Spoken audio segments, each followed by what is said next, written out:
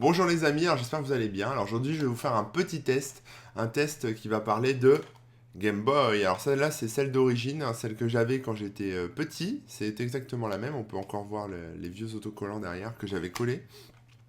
Et donc si j'ai sorti ma Game Boy aujourd'hui c'est pour tester enfin cette petite cartouche homemade de Krix qui se trouve être ici, je vous la montrerai un peu mieux, voilà, qui s'appelle une Everdrive. C'est une cartouche de Game Boy fabriquée en Ukraine qui permet, simplement en insérant une petite carte SD, je crois ici, pardon, ici, de pouvoir jouer à toutes les ROM et tous les jeux que vous voulez directement dans votre Game Boy. Donc je vais vous faire un petit test rapide de ça, et puis voilà, on se retrouve après. Donc ce qu'il faut savoir avec cette Everdrive, c'est que c'est donc un circuit électronique qui est fabriqué par un mec en Ukraine. Voilà, je vous mettrai l'URL dans la vidéo et sous la vidéo. Ce qu'il faut savoir donc, c'est que cette cartouche supporte les ROM dans la petite carte SD que vous avez ici donc à côté. Et qui sont des ROM soit au choix de Game Boy traditionnel, hein, on va dire les ROM noir et blanc, quoi, les ROM bicolores, soit les ROM en couleur, donc de Game Boy Color, donc pour tout ce qui est adaptateur, mais aussi Game Boy un peu plus récente. Au niveau puce électronique, celles qui sont à l'intérieur supportent les cartouches de type MBC1, 2, 3 et 5.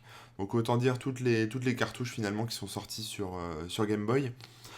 C'est juste une question de taille de ROM en fait. C'est-à-dire que là, vous pouvez mettre des ROM qui vont maximum jusqu'à 8 MO.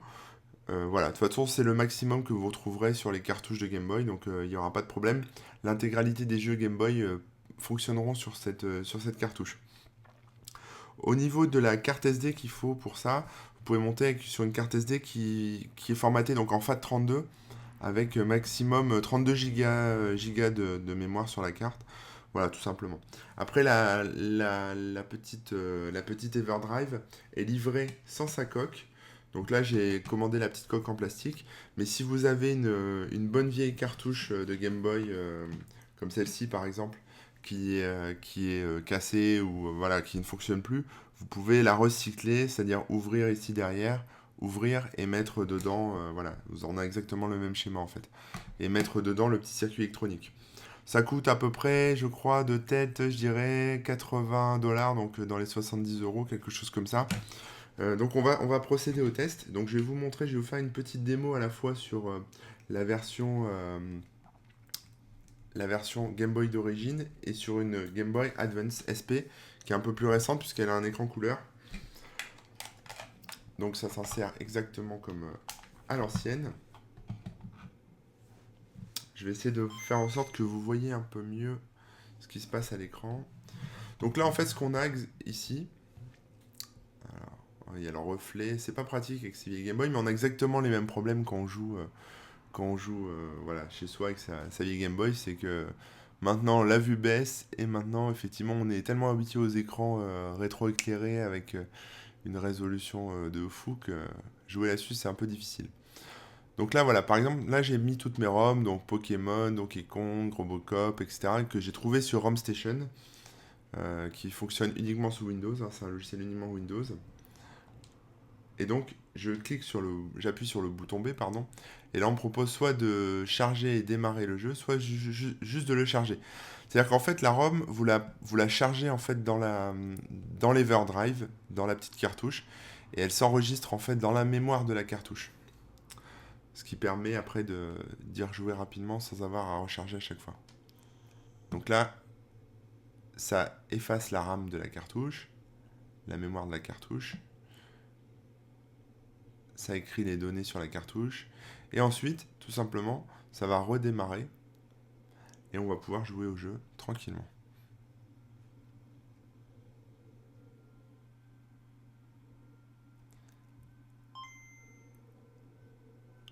Donc là, j'ai mis Robocop, je sais pas si vous voyez bien, il y a le reflet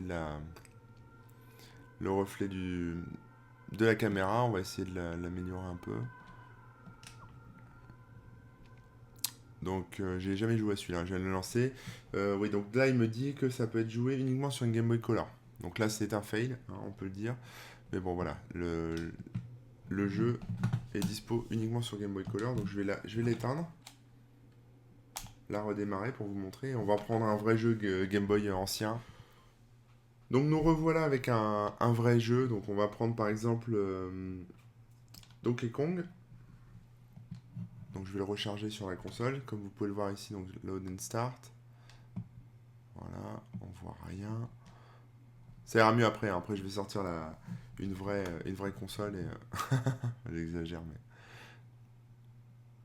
Donc là ça écrit en fait qu'il ne faut pas éteindre la console. Ça efface la mémoire de la cartouche et ça l'écrit avec la nouvelle ROM. Ensuite la cartouche redémarre et c'est parti pour Donkey Kong 2. Voilà. Et effectivement après on joue tranquille. Voilà. Je sais pas si vous pouvez voir quelque chose là-dessus mais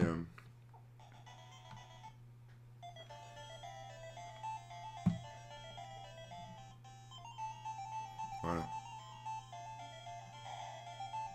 Bon je vais vous en montrer un peu plus. Là c'est un peu pourri au niveau résolution mais bon c'est la Game Boy. Hein. On a le même problème enfin même quand on joue tout simplement au jeu. Donc partant du constat que sur une résolution comme ça, à mon âge, j'allais pas faire long feu sur la Game Boy, j'ai acheté une petite Game Boy Advance SP, qui est en fait une Game Boy qui se présente sous un clapet, hein, qui supporte les jeux Advance et les jeux Game Boy Color. Et donc, on peut insérer la cartouche ici. Alors, elle dépasse un peu, hein, c'est pas forcément très sexy, mais c'est déjà comme ça, enfin, c'est Nintendo qui a conçu ça comme ça. Donc voilà, ce genre de Game Boy n'est plus en vente, mais vous pouvez en trouver quand même sur eBay, sur Amazon, en occasion, etc. Voilà, donc là on va avoir quelque chose qui rend un peu mieux, mais je voulais vraiment vous montrer ce que ça donnait sur l'ancienne et vous montrer que ça marchait bien sur l'ancienne. Bah, par exemple, alors ce qu'il faut savoir c'est que donc arrivé sur ce menu, ok, on peut recharger la ROM, etc.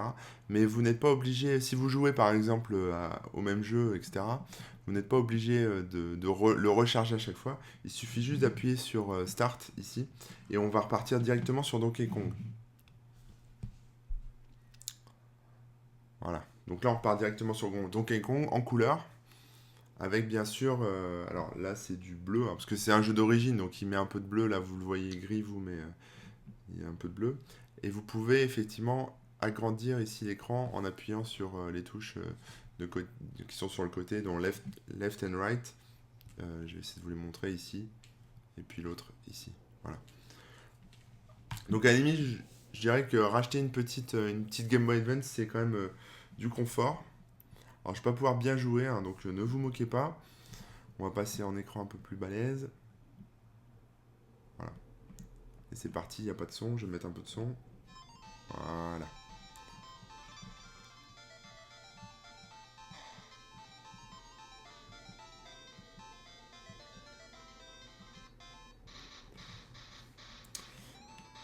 Voilà, là ici il y a un petit touche de luminosité, mais bon ça c'est sur les Advance. Je pense que c'est bon. Donc je vais la redémarrer maintenant. Je l'éteins. Je la relance. Et je vais vous mettre un autre jeu pour vous montrer un peu ce qu'on peut faire avec. Alors par exemple, on va tenter un jeu du coup Game Boy Color, hein, puisque je ne l'ai pas encore testé en Game Boy Color. Je sais plus ce que c'est celui-là, je ne l'ai pas renommé. Alors on va faire un petit coup de B, et donc là on load and start, et on va en fait effacer le jeu. Alors il y a un truc qu'il faut savoir aussi là-dessus, c'est que cette Everdrive permet tout simplement de sauvegarder. C'est-à-dire qu'elle sauvegarde la RAM sur la carte SD. Du coup, si vous avez des parties de jeu en cours, par exemple Zelda, voilà, Donkey Kong, etc., vous ne voulez pas perdre votre avancement, quand vous switchez, quand vous changez de ROM sur la cartouche, vous avez directement un backup qui se fait. Et la prochaine fois que vous rechargez la même ROM sur la cartouche, le backup est rétabli. Voilà. Donc vous pouvez jouer à plusieurs jeux vraiment comme ça et avoir les sauvegardes directement. Donc là voilà, là c'est un Zelda. Je sais plus lequel c'est, mais c'est un Zelda qui est sorti sur Game Boy Color et qui tourne donc sur l'Everdrive. Bon, je l'ai pas. Voilà, on va pas jouer, hein, mais c'est pour vous montrer un peu comment ça tourne.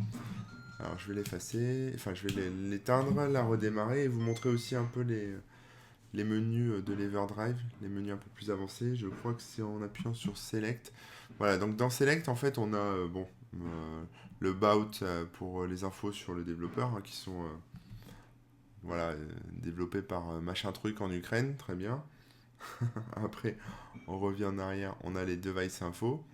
Donc là, on a la version en fait de la Game Boy, enfin de la cartouche, le type, etc. Parce que je pense qu'il y en aura d'autres qui vont sortir prochainement et, pour avoir les infos. Ici, il y a une fonctionnalité Game Genie. Donc vous pouvez rentrer vos codes Game Genie dedans. Donc pour les plus jeunes, Game Genie c'était un appareil que j'avais d'ailleurs, que j'ai plus malheureusement, mais que j'avais, qui s'insérait sur l'ancienne Game Boy entre la cartouche et la Game Boy et qui permettait de rentrer des codes. Il y avait des petits livrets avec des codes, on en trouvait aussi dans les magazines et ça permettait de tricher en fait tout simplement. C'est-à-dire d'avoir des vies infinies, des choses comme ça. Donc on peut voilà, créer ces petits codes Game Genie. Et ce qui était marrant aussi, c'était d'en mettre un peu des aléatoires pour justement trouver de nouvelles choses. Alors des fois ça permettait de passer à travers les murs, des fois ça donnait de nouvelles vies, des fois ça faisait complètement planter le jeu et le jeu voulait plus démarrer. Enfin c'était marrant, c'était un peu on va dire de la triche à la sauce hacker, c'était assez marrant. Donc là vous rentrez vos codes Game Genie et puis vous pouvez après les utiliser dans vos jeux. Donc là moi je vais pas le faire parce que je ne suis pas un sale tricheur. Et au niveau options, voilà, vous avez les mappers, donc en fonction de la cartouche, vous pouvez changer effectivement le MBC, donc MBC, voilà, soit la ROM pure, soit MBC, en fonction de la mémoire de la cartouche d'origine sur laquelle était dispo la ROM. Vous pouvez choisir aussi la taille ici, voilà, monter jusqu'à 8, enfin faire des petits réglages en fait de consommation de RAM, etc. Et puis voilà, tout simplement. Donc il n'y a pas grand chose au niveau menu. Je pense que j'ai fait le tour. Je pense que j'ai aussi répondu à peut-être aux questions que vous posez sur la sauvegarde et ce genre de choses. Voilà, après, sur une cartouche de 32 Go, enfin sur une carte micro SD de 32 Go, je pense que vous pouvez embarquer largement les jeux enfin, l'intégralité des jeux Game Boy. Donc là, vous voyez, par exemple, là, je suis dans le répertoire avec les sauvegardes.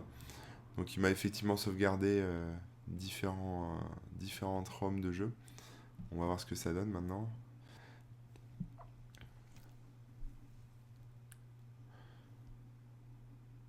Dernier essai et après je vous laisse. Globalement, sinon il y a un revendeur en France qui s'appelle, je sais plus comment, rétro machin. Je vous retrouverai ça. Je vais vous retrouver ça. Et qui, enfin, en fait, Krix, donc l'Ukrainien qui vend ce genre de choses, fait aussi d'autres Everdrive.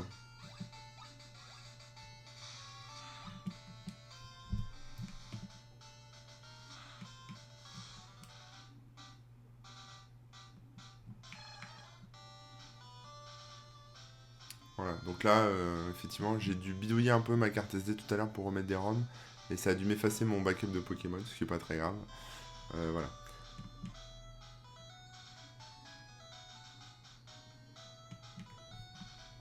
Et en full screen, ça déforme un peu, mais c'est pas non plus très méchant. Je vais baisser un peu. Voilà, donc pour l'Everdrive, je pense que j'ai fait le tour. Elle est vendue au prix de 80 dollars.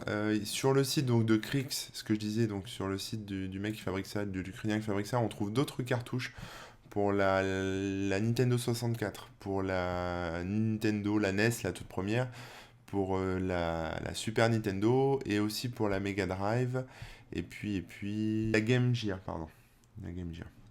Donc il y a voilà, plutôt différents trucs. C'est pas donné, mais bon, c'est assez rigolo à tester. Et puis ça détend quoi. Et puis c'est vrai que prendre racheter derrière une petite console comme l'Advance SP, c'est plutôt un bon compromis parce que ça permet d'avoir un truc transportable et de conserver quand même les sensations du pad de Game Boy, ce qu'on retrouve pas forcément sur les téléphones avec les émulateurs, ce qui est un peu dommage quoi. Sinon, vous pouvez toujours jouer sur le PC, mais c'est moins cool, moi je trouve. Voilà, donc voilà pour mon petit test d'Everdrive. J'espère que ça vous aura plu. C'est très simple à utiliser, ça marche bien, donc voilà, ça fait ce que ça dit. Il n'y a pas de mensonge. Vous pouvez y aller. Allez, à plus.